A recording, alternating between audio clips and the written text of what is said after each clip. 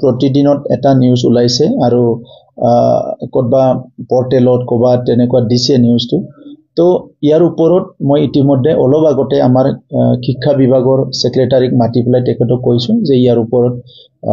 ইনকুৱাৰি দিব লাগে আৰু এটো চাব লাগে কি হৈছে গতিকে তেনেকুৱা যদি যেটো নিউজত কৈছে তেনেকুৱাই হৈছে ইয়াৰ ওপৰত আমি একচন লম আমি কোনো কাৰণত নিবিচাৰো যে আমাৰ চৰকাৰৰ পৰা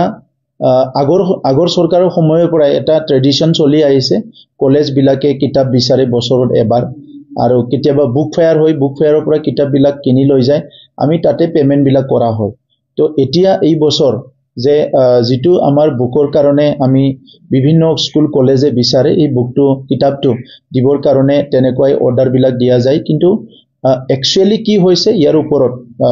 মই সেক্ৰেটাৰী কৈছো যে পাইৰেসি হৈছে কিবা হৈছে তেনেকুৱা নিউজ বিলাক আহিছে আৰু কবাত কোনবা কোৰ্টতো গৈছে দিল্লীৰ মানুহ না কৰবা মানুহ গতিকে ইয়াৰ ওপৰত মই ইনকুৱাৰি কৰি প্লাই সব কথাটো মোক ইমিডিয়েট জনাব দিছো আৰু একৰ্ডিংলি আমাৰ তৰফৰ পৰাও আমি ইয়াত যদি কিবা ভুল আছে একচন লোৱা হ'ব সাৰি কপি ইলিগেল হৈছে নেকি কোৱা হৈছে নাই ডাঙৰ কব আগতে বিটিসি বিপিএফৰ 2900 কৰোৰৰ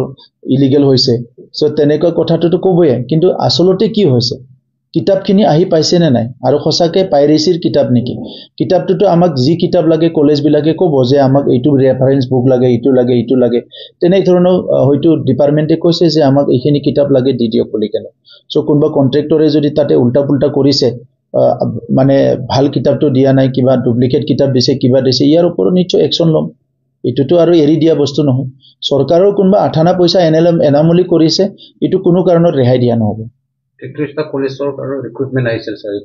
ৰিকুৱাৰমেন্ট হয় তেনেকৈ আহে কলেজ বিলাকৰ পৰা ৰিকুৱাৰমেন্ট আহি থাকে আমাৰ তাত কাৰণ তেখেত সকলৰ কিতাপ বিলাক বহুত বছৰ থাকিলে বেয়া হৈ যায় আৰু কিতাপৰ প্ৰয়োজন হয় ষ্টুডেন্ট বিলাক আহে কিছুমান ষ্টুডেন্টে লৈ যায় কিছুমানে থৈ যায় তেনেকা বিভিন্ন থাকে সো এনুৱেলি এটা কিতাপ আমি দিব লগা হয় যাহাতে কলেজ বিলাকত আমাৰ ৰিমোট এৰিয়া বিলাকতো কিছুমান কলেজ আছে যত নেকি কিতাপ বিলাক কিনিবলৈ নাপায় সো হি কাৰণে এইটো ব্যৱস্থাটো ৰাখা হৈছে কিন্তু